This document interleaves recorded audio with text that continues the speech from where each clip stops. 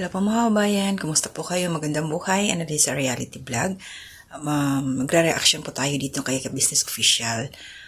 Ilang araw na rin po kasi yung lumipas nung time na nagkaroon ng closure ang relationship ni Libong at saka ni Jinky.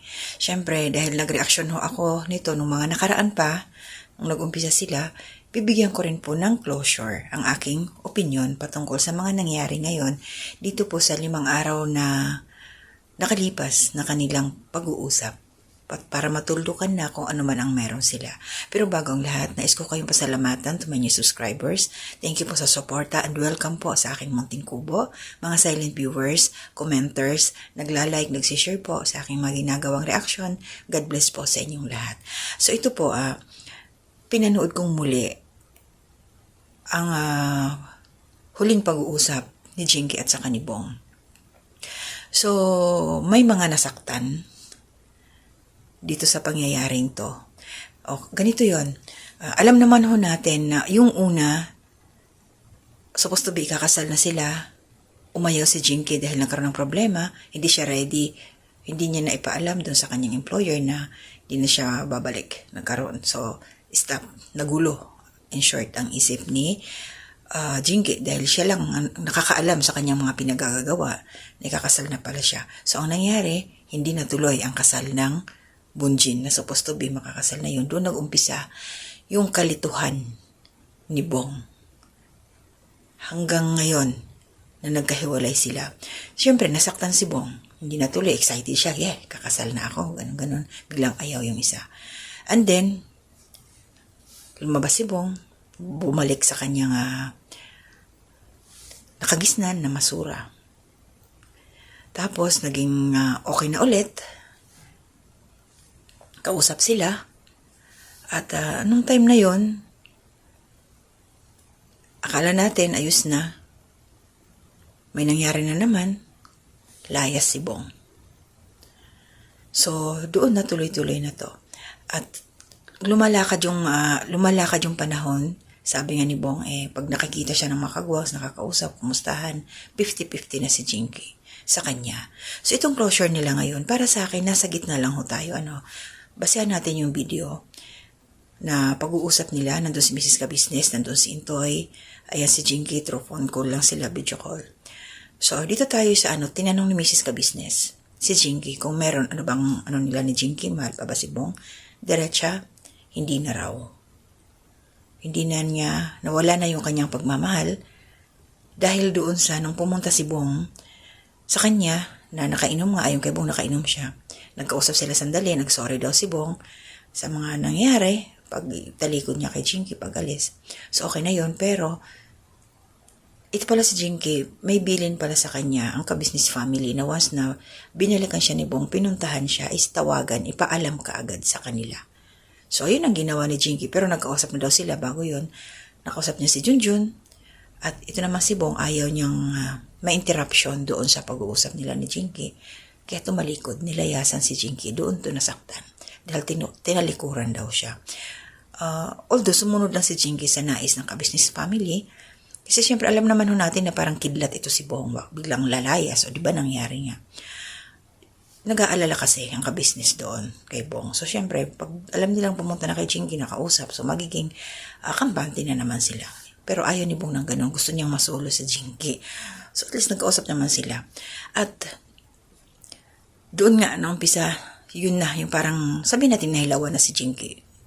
Nagano na siguro yung isip niya, itutuloy ko pa ba to? Yung ganitong klaseng relasyon, yung ganitong klaseng tao si Bong, na hindi mo maintindihan kung ano kung isip bata o immature o alam natin yan.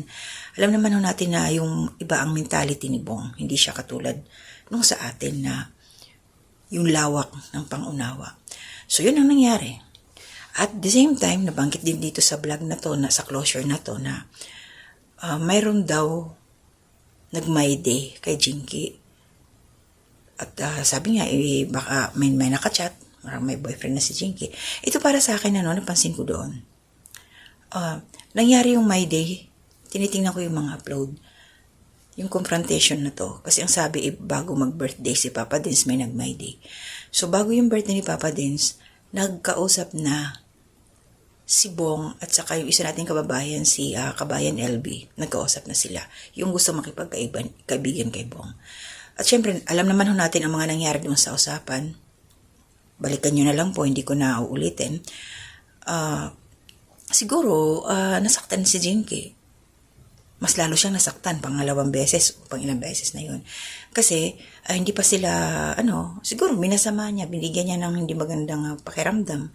Yung nangyari na nakikipag-usap na ito si Bo na may posibilidad yung pagiging magkaibigan nila is mapunta doon sa isang relasyon. Yung mga ganun ba? Siyempre babae din yan eh. So isa yun na siguro napanood ng kaibigan niya kaya nag-minayday si Jinky para palabasin na boyfriend, ano ba yun, mga ganong sitwasyon. Sinabi naman yung Mark babae daw, pero magulo, pero okay na yun, hayaan na natin sila.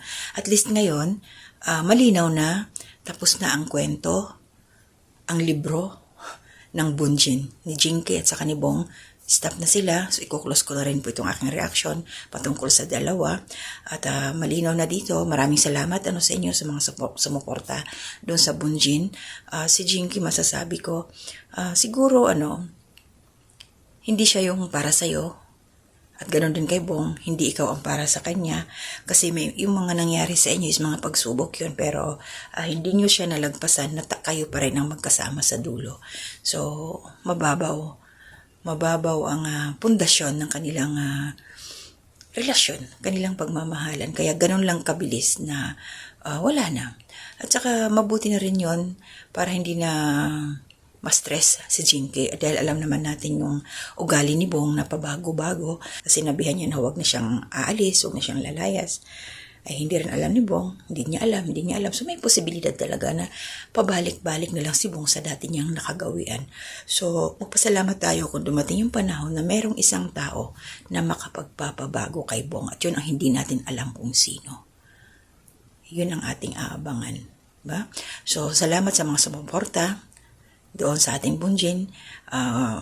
Hati-hati, may nagkagalit kay Jinky, may nagmamahal sa kanya na nagugustuhan yung kanyang ginawa, yung kanyang naging mga desisyon. Basta ako, dyan lang ako sa gitna. Kung ano man ang nangyari sa kanila, tanggapin natin. Ganun talaga. Wala tayong magagawa. At kasi si Bong, ang para sa akin, siya yung lalaki, siya yung magdadala ng relasyon. Kung paulit-ulit na lang yung ginagawa niya, na lalayas, inom, tapos pag okay na siya, babalikan yung tao. Paano naman yung damdamin ng isang babae? So mabuti na lang yun at hindi pa sila nakasal. Walang nangyari sa kanila, wala silang anak, tapos ang usapan. Diba? So good luck sa taong ipapadala ni Lord para sa tuluyang pagbabago ni Kuya Bong. Aabangan ho namin kung sino man yun. So hanggang dito na lang po muna ako. Shout out po ang support natin. Ka-Business Official, Papa Dins TV, Ka-Business Family, Mrs. KB Official, mga kasama kong reactors, sa Ka-Business Official, and also supportin natin ang buong Kalingap team. Ayan si Kuya Bal Santos sa Matubang, Kalingap Rab at Edna Vlogs, Jack Tapia Matubang, mga kasama ko pong reactors sa Kalingap, mga karepa reactors, at siyempre mga karepa Kalingap partners, support po natin. Salamat po sa inyong lahat. Ingat po tayo. Hanggang dito na muna. To God be the glory. Unang tanong, kamusta si Ate Jinky? Ano ang pagtingin niya kay Kuya Bong? Ako naman, okay naman. Pero, yung para sa amin ni Bong, malabo na. Malabo na. Ang gay naman ito isa. Paanong ibig sabihin, Ate Jinky, na malabo na? Yung hindi mo na mahal si Bong, o as in, wala na? Split na ba? At bakit? Straight na. Ano na? Hindi ko na siya mahal. Simula nung nagkita kami, tapos nung nag-usap kami, tapos pinalikuran niya ako.